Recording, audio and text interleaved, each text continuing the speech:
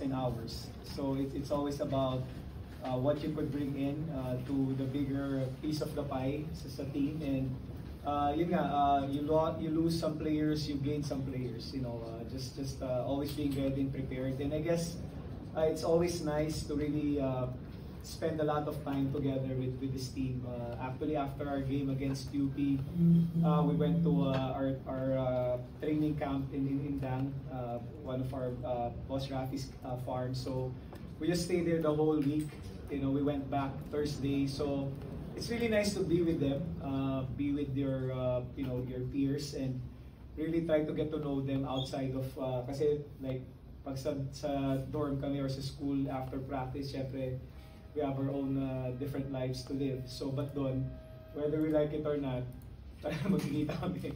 So talagang you're forced into being with these guys, and then really, you know, building that bond, which is gonna be challenging. It's gonna be tested, especially now that we're going through the season. So the more time we really spend together, GC talked about trust, and it's something that you have to really earn, and then you have to build it day in and day out. So that's really one of the key factors for us. I see. You know, we're gonna go through challenges.